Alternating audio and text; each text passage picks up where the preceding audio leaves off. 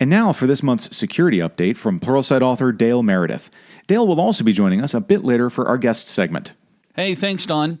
Listen, this month I wanted to speak on something that I'm a big believer of, and that is just because you can doesn't mean you can. And I know you may be thinking, what? Well, this all comes around with the aspect of a recent case that just popped up. It's been all over the internet, but it's a gentleman in Florida who was charged with a criminal felony for disclosing vulnerabilities in a voting system in Florida, in Lee County. Now, the whole problem with this whole story is that the security analyst, he's a professional, security professional, his name's David Levin, and he was arrested 3 months after reporting this particular vulnerability on the elections website. This vulnerability is one we've seen almost everywhere. It's the concept of the SQL injection vulnerability. And what he was able to do was go through and pull up a table of usernames and passwords that they were storing in clear text. Now, the whole problem with this whole situation is the fact of he didn't have permission to do so.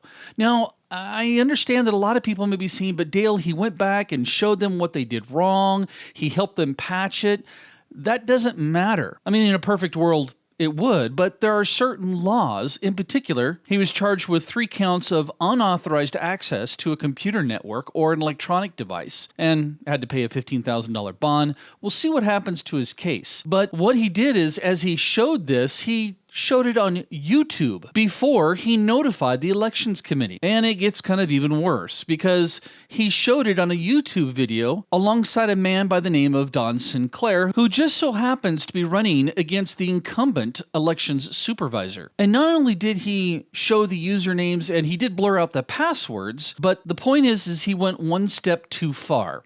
He used the username and password of one of the employees on the YouTube video, and he logged into the website. Now, I get it. Some of you are saying, Dale, the government shouldn't have obviously had systems with such an easily exploitable vulnerabilities online. That may be the case, but that still does not allow anybody to just arbitrarily try to penetrate the system. This is something that I really stress whenever I talk about pen testing. It doesn't matter what your intentions are, you've got to get permission. And when you get permission, you need to also specify what is the scope.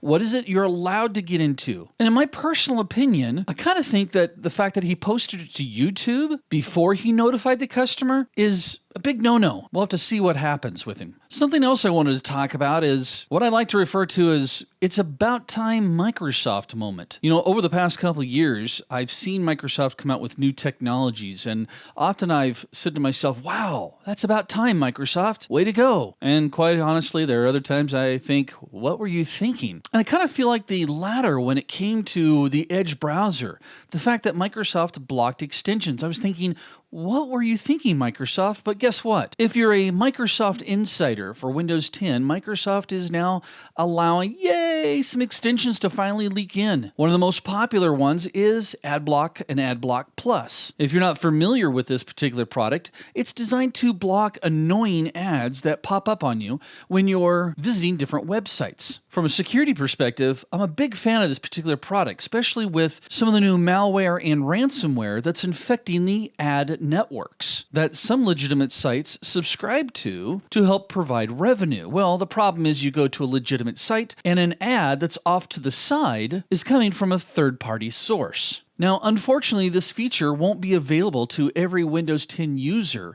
until Microsoft releases the anniversary update that should be coming out later this summer. If you want to take advantage of this feature now, however, you can go into your settings for Windows 10 and under Updates, select that you'd like to be an insider. Now, I want to warn you, you will be getting updates that other people won't get, but sometimes you might also get a bug or two. Now, my next It's About Time Microsoft moment is brought to you by, yay, they finally got rid of the Wi-Fi sense sharing garbly goop. When Microsoft released Windows 10, anyone who walked into my home could get my Wi-Fi password for their PCs just because they were a friend of mine. And this was turned on by default. And my other favorite feature was the connect to suggested open hotspots.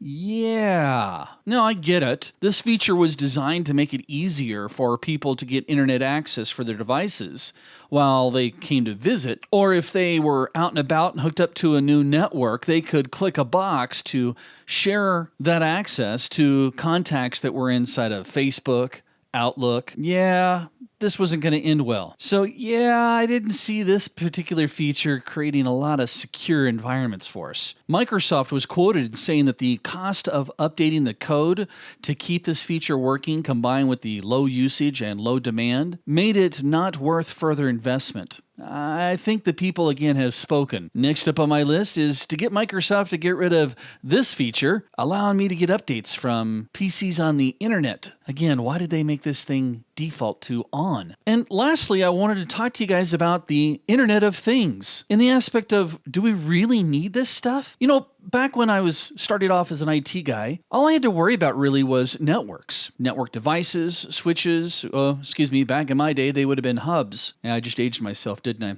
But we had to be concerned about, obviously, desktop machines, servers, as well as, as the technology changed, mobile devices like laptops. But life is about to get really, really crazy. With this Internet of Things that's hitting us, we're actually creating new vectors for attackers to get into our systems. You guys all remember the Target breach? Well, they finally found out how the attackers got in. And they traced it back to a network credentials that were stolen from a third-party vendor that provided refrigeration, heating, and air conditioning. Yeah, HVAC. Now, it's not really clear why Target would have given an HVAC company external network access, or why that access wasn't completely separated from the payment system. And apparently, it's not uncommon for large retail operations to have third-party companies remotely monitor energy consumption and temperatures in different locations. We're also starting to see a huge influx in ransomware, especially when it comes to the medical field. And I gotta ask the question, are individuals or companies creating medical devices worried about the security of their devices if they're internet-enabled or network-enabled? Just because we can put chips in things doesn't mean we should. We've all seen some of the articles out there about cars being hacked. We're also seeing chips being placed inside of home locks or deadbolts. I personally use a Ring doorbell. And there was a big article that came out that said, the Ring doorbell, look out because you can hack it and find out what the person's SSID and Wi-Fi password is. Well, in some of these cases, it's not really a legitimate worry. In the case of the Ring doorbell, I kind of laughed because the Ring doorbell records the person walking up to implement the hack and notifies the home user. So yeah, it can be done. It's kind of like, yeah, you can rob a bank, but guess what? You're going to be recorded. My recent trip to a hardware store just left me perplexed because I saw a barbecue grill that was internet enabled. What? Do I really need a grill to tell me when to flip my steaks? And just when I thought that wasn't enough, I walked around the corner and saw, yes, a cordless drill, where a USB port was provided on the battery so you could charge your phone, but also it had the ability so you could find out where you left your drill. Really? This whole Internet of Thing is making us more lazy. And if you think I'm kidding, check this out. Just doing a quick Google of Internet of Things, I found some really interesting products. For example, yes, a tanning pillow that sounds an alarm to remind you to flip over. Back in my day, you fell asleep once, you got burnt, you learned your lesson, you didn't do it again. Or how about a floss dispenser to remind you to floss? And hey, it gives you a nice little smiley face when you flossed enough. Or how about this one? A device that you put on your skin to let you know if you need to put more moisturizer on it. Really? Or how about a smart bottle of alcohol? Okay, this next one I actually kind of thought was cool, but then I also thought, how lazy am I that I can't bend down and type in a combination to unlock my bike? I gotta whip out my phone and push 3 or 4 buttons. Isn't it the same thing? Or one of my favorite ones here, a little device that you put around your waist to remind you to breathe in deeply. Really? Okay, here's another one. I actually thought this was pretty cool, and then I really started thinking about its durability, but it's a suitcase that, yeah, you can see it will recharge your cell phone. It also has a built-in scale, as well as a mechanism to notify you if someone's taken your suitcase. I've got a funny feeling this thing wouldn't survive very long with the Samsonite Gorilla. Some of you youngins would need to YouTube that particular commercial. Or how about a bottle of water to remind you to drink water? Yeah, usually it's my mouth that tells tells me that. Or a device that tells you if your kitten is drinking enough water and if it's fresh. Or, oh, you'll like this one. How about smart deodorant? Yeah, I think something smells here. But again, you have to think of all the different attack vectors that we're exposing ourselves to.